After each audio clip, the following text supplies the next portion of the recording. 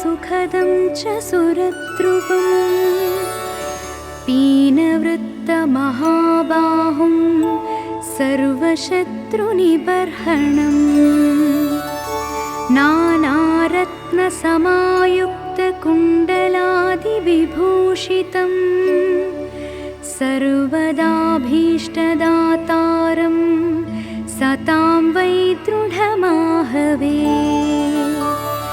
वासिनं चक्रतीर्थस्य दक्षिणस्थगिरौ सदा तुङ्गाम्भोदितरङ्गस्य वातेन परिशोभिते नानादेशागतैः सद्भिः सेव्यमानं नृपोत्तमैः धूपदीपादिनैवेद्यैः पञ्चखाद्यैश्च शक्तितः भजामि श्रीहनुमन्तं हेमकान्तिसमप्रभं व्यासतीर्थयतीन्द्रेण पूजितं प्रणिधानतः त्रिवारं यः पठेन्नित्यं स्तोत्रं भक्त्या द्विजोत्तमः वाञ्छितं लभतेऽभीष्टं षण्मासाभ्यन्तरे खलु पुत्रार्थी लभते पुत्रं यशोर्थी लभते यशः विद्यार्थी लभते विद्यां धनार्थी लभते धनम् सर्वधा मास्तु सन्देहो हरिः साक्षी जगत्पतिः यः करोत्यत्र सन्देहं स याति निरयं ध्रुवम्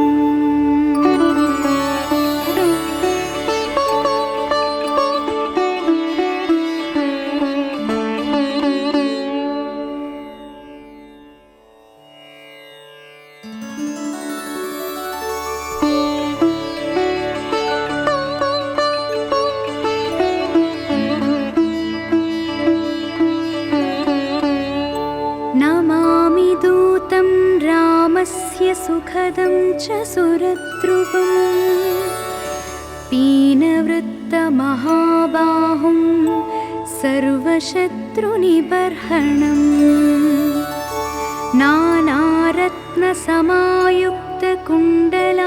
नानारत्नसमायुक्तकुण्डलादिविभूषितं सर्वदाभीष्टदातारं सतां वै दृढमाहवे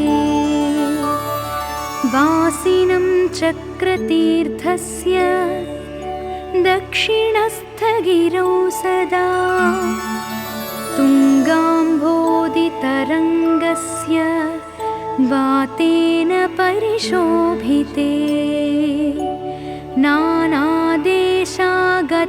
सद्भिः सेव्यमानं नृपोत्तमैः धूपदीपादिनैवेद्यैः पञ्चखाद्यैश्च शक्तितः भजामि श्रीहनुमन्तं हेमकान्तिसमप्रभं व्यासतीर्थयतीन्द्रेण पूजितं प्रणिधानतः त्रिवारं यः पठेन्नित्यं स्तोत्रं भक्त्या द्विजोत्तमः वाञ्छितं लभतेऽभीष्टं षण्मासाभ्यन्तरे खलु पुत्रार्थी लभते पुत्रं यशोर्थी लभते यशः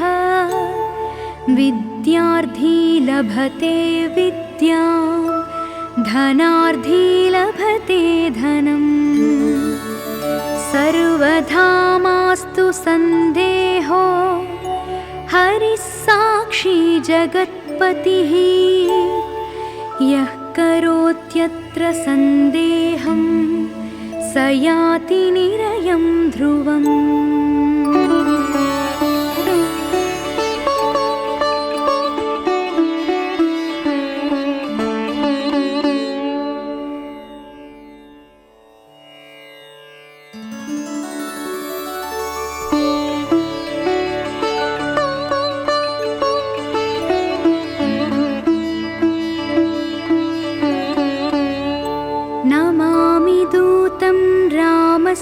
सुखदं च सुरद्रुवम् पीनवृत्तमहाबाहुं सर्वशत्रुनिबर्हणम् नानारत्नसमायुक्तकुण्डलादिविभूषितं सर्वदाभीष्टदातारं सतां वै दृढमाहवे वासिनं चक्रतीर्थस्य दक्षिणस्थगिरौ सदा तुङ्गाम्भोदितरङ्गस्य वातेन परिशोभिते नानादेशागतैः सद्भिः सेव्यमानं नृपोत्तमैः धूपदीपादिनैवेद्यैः पञ्चखाद्यैश्च शक्तितः भजामि श्रीहनुमन्तं हेमकान्तिसमप्रभं व्यासतीर्थयतीन्द्रेण पूजितं प्रणिधानतः त्रिवारं यः पठेन्नित्यं स्तोत्रं भक्त्या द्विजोत्तमः वाञ्छितं लभते भीष्टं षण्मासाभ्यन्तरे खलु पुत्रार्थी लभते पुत्रं यशोर्थी लभते यशः विद्यार्थी लभते विद्यां धनार्थी लभते धनम् सर्वधा मास्तु सन्देहो हरिः साक्षी जगत्पतिः यः करोत्यत्र सन्देहं स याति निरयं ध्रुवम्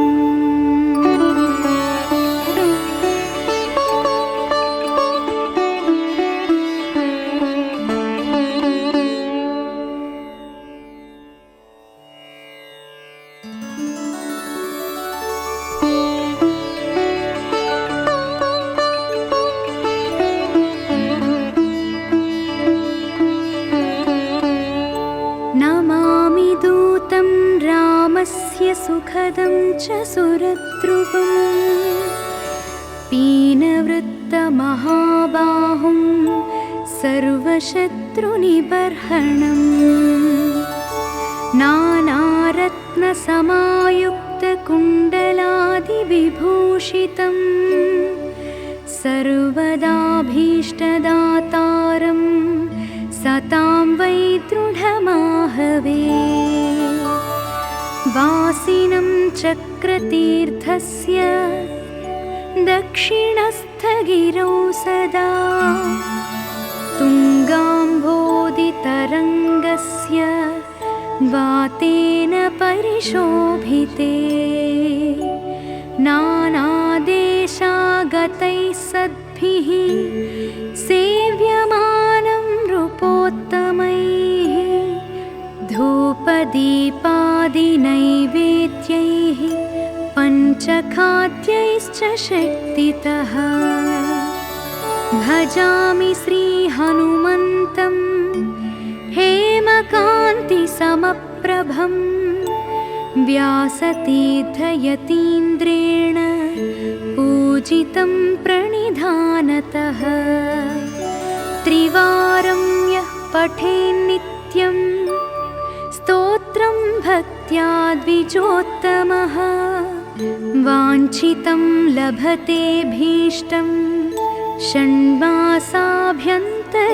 खलु पुत्रार्थी लभते पुत्रं यशोर्थी लभते यशः विद्यार्थी लभते विद्यां धनार्थी लभते धनम् सर्वधा मास्तु सन्देहो हरिः साक्षी जगत्पतिः यः करोत्यत्र सन्देहं स याति निरयं ध्रुवम्।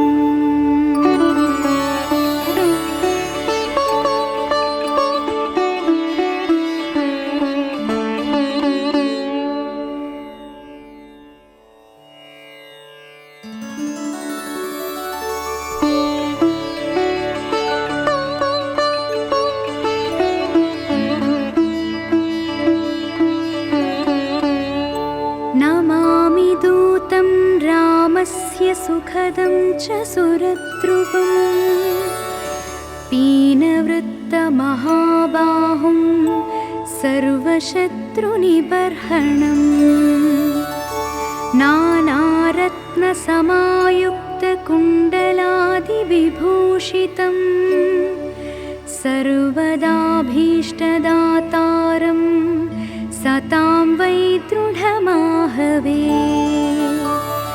वासिनं चक्रतीर्थस्य दक्षिणस्थगिरौ सदा तुङ्गाम्भोदितरङ्गस्य वातेन परिशोभिते नानादेशागतैः सद्भिः सेव्यमानं नृपोत्तमैः धूपदीपादिनैवेद्यैः पञ्चखाद्यैश्च शक्तितः भजामि श्रीहनुमन्तं हेमकान्तिसमप्रभं व्यासतीर्थयतीन्द्रेण पूजितं प्रणिधानतः त्रिवारं यः पठेन्नित्यं स्तोत्रं भक्त्या द्विजोत्तमः वाञ्छितं लभते भीष्टं षण्मासाभ्यन्तरे खलु पुत्रार्थी लभते पुत्रं यशोर्थी लभते यशः विद्यार्थी लभते विद्यां धनार्थी लभते धनम् सर्वधा मास्तु सन्देहो हरिः साक्षी जगत्पतिः यः करोत्यत्र सन्देहं स याति निरयं ध्रुवम्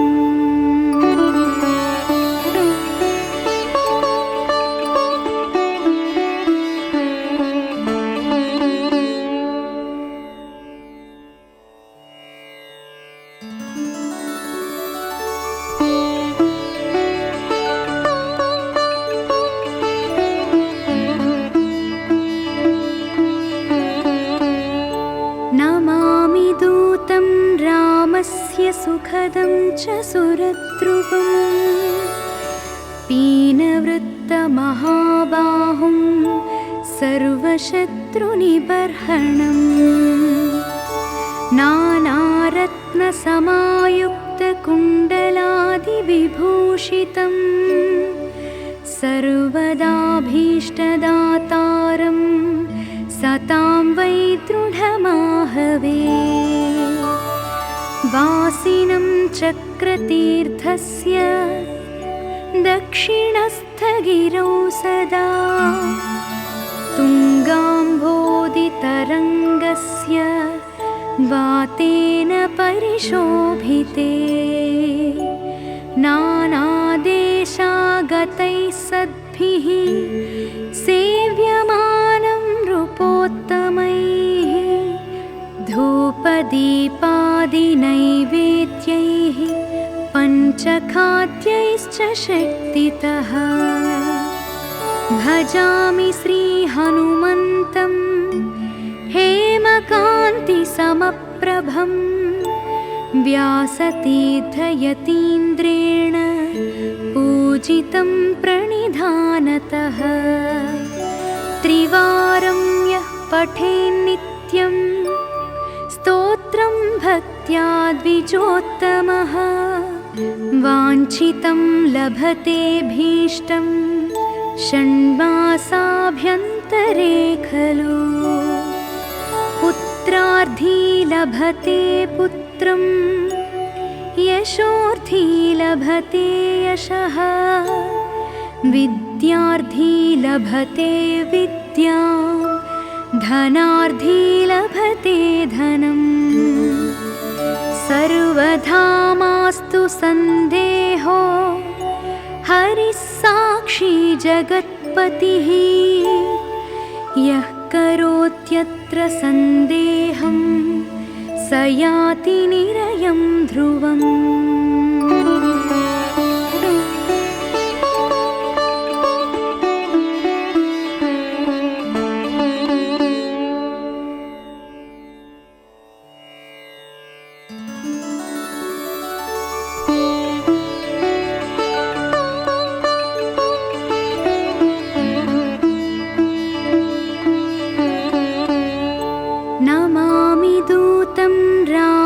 रामस्य सुखदं च सुरद्रुवं पीनवृत्तमहाबाहुं सर्वशत्रुनिबर्हणम् नानारत्नसमायुक्तकुण्डलादिविभूषितं सर्वदाभीष्टदातारं सतां वै दृढमाहवे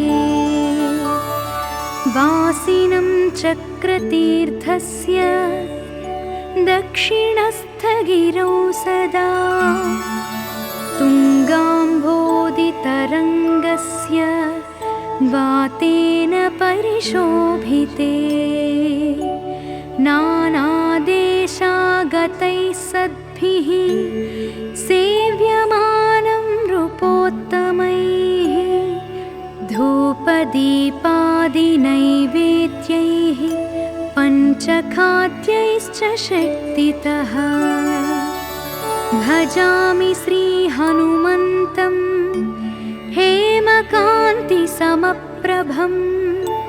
व्यासतीर्थयतीन्द्रेण पूजितं प्रणिधानतः त्रिवारं यः पठेन्नित्यं स्तोत्रं भक्त्या द्विजोत्तमः वाञ्छितं लभते भीष्टं षण्मासाभ्यन्तरे खलु पुत्रार्थी लभते पुत्रं यशोर्थी लभते यशः विद्यार्थी लभते विद्यां धनार्थी लभते धनम् सर्वधा मास्तु सन्देहो हरिः साक्षी जगत्पतिः यः करोत्यत्र सन्देहं स याति निरयं ध्रुवम्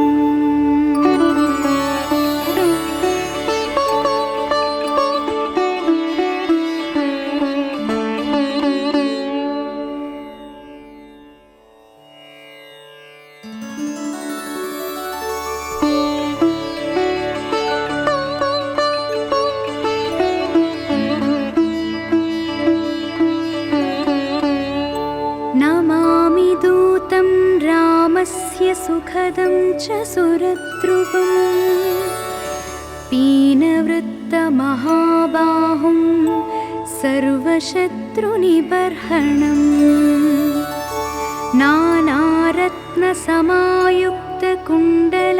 नानारत्नसमायुक्तकुण्डलादिविभूषितं सर्वदाभीष्टदातारं सतां वै दृढमाहवे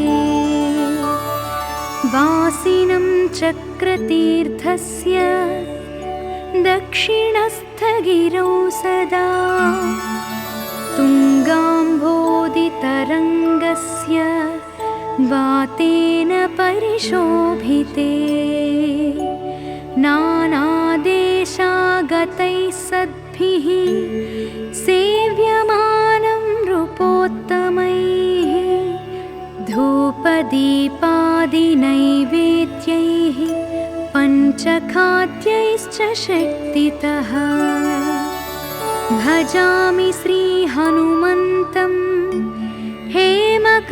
हेमकान्तिसमप्रभं व्यासतीर्थयतीन्द्रेण पूजितं प्रणिधानतः त्रिवारं यः पठेन्नित्यं स्तोत्रं भक्त्या द्विजोत्तमः वाञ्छितं लभते भीष्टं षण्मासाभ्यन्तरे खलु पुत्रार्थी लभते पुत्रं यशोर्थी लभते यशः विद्यार्थी लभते विद्यां धनार्थी लभते धनम् सर्वधा मास्तु सन्देहो हरिः साक्षी जगत्पतिः यः करोत्यत्र सन्देहं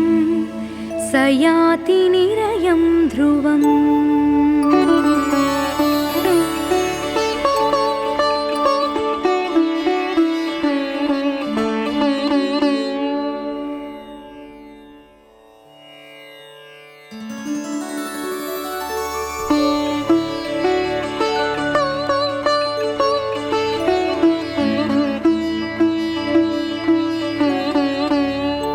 नमामि दूतं रामस्य सुखदं च सुरद्रुवम्। पीनवृत्तमहाबाहुं सर्वशत्रुनिबर्हणम्। नानारत्नसमायुक्तकुण्डलादिविभूषितं सर्वदाभीष्टदातारं सतां वै दृढमाहवे। वासिनं चक्रतीर्थस्य दक्षिणस्थगिरौ सदा तुङ्गाम्भोदितरङ्गस्य वातेन परिशोभिते। नानादेशागतैः सद्भिः सेव्यमानं नृपोत्तमैः।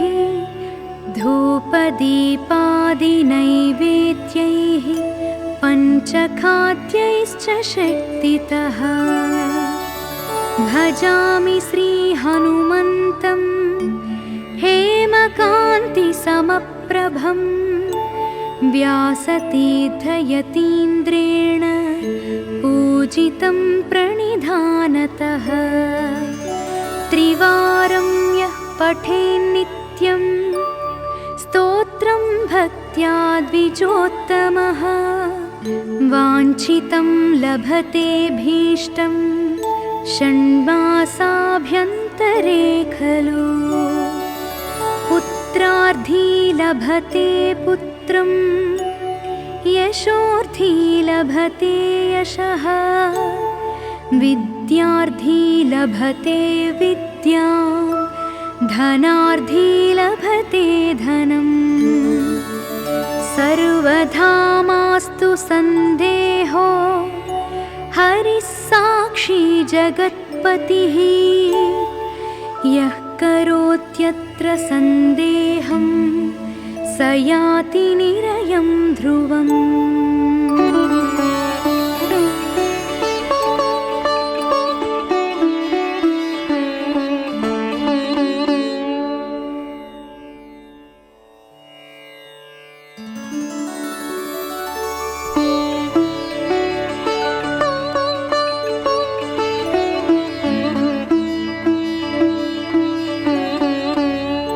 नमामि दूतं रामस्य सुखदं च सुरद्रुवम्।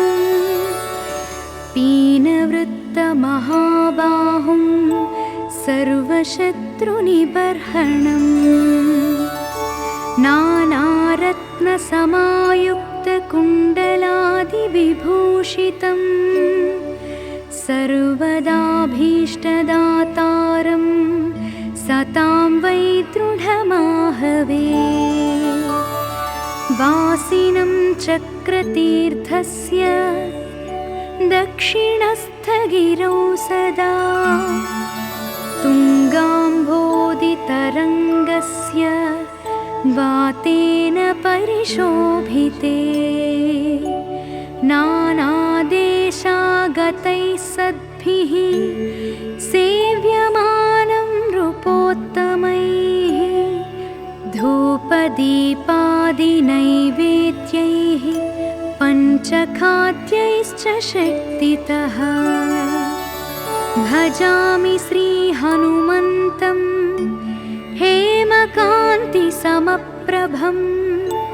व्यासतीर्थयतीन्द्रेण पूजितं प्रणिधानतः। त्रिवारं यः पठेन्नित्यं स्तोत्रं भक्त्या द्विजोत्तमः। वाञ्छितं लभते भीष्टं षण्मासाभ्यन्तरे खलु।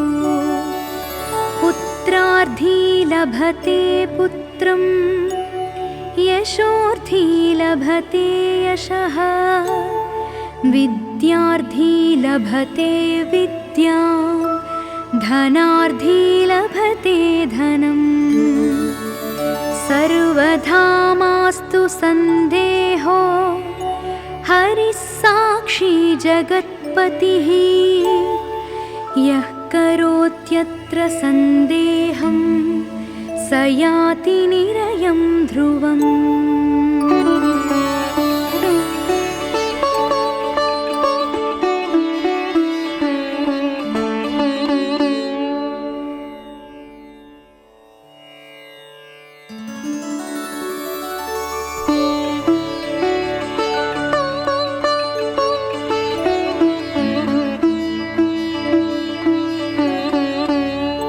नमामि दूतं रामस्य सुखदं च सुरद्रुवम् पीनवृत्तमहाबाहुं सर्वशत्रुनिबर्हणम् नानारत्नसमायुक्तकुण्डलादिविभूषितं सर्वदाभीष्टदातारं सतां वै दृढमाहवे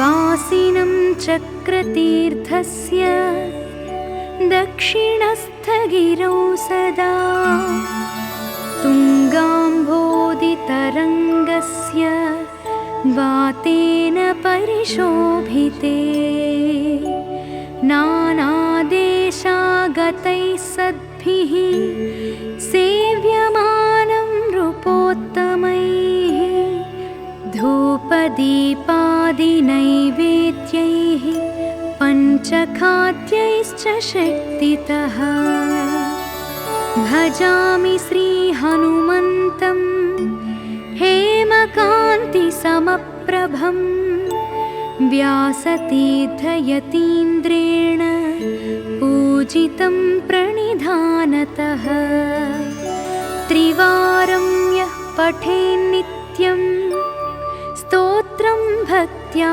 द्विजोत्तमः वाञ्छितं लभते भीष्टं षण्मासाभ्यन्तरे खलु पुत्रार्थी लभते पुत्रं यशोर्थी लभते यशः विद्यार्थी लभते विद्यां धनार्थी लभते धनम् सर्वथा मास्तु सन्देहो हरिः साक्षी जगत्पतिः यः करोत्यत्र सन्देहं स याति निरयं ध्रुवम्।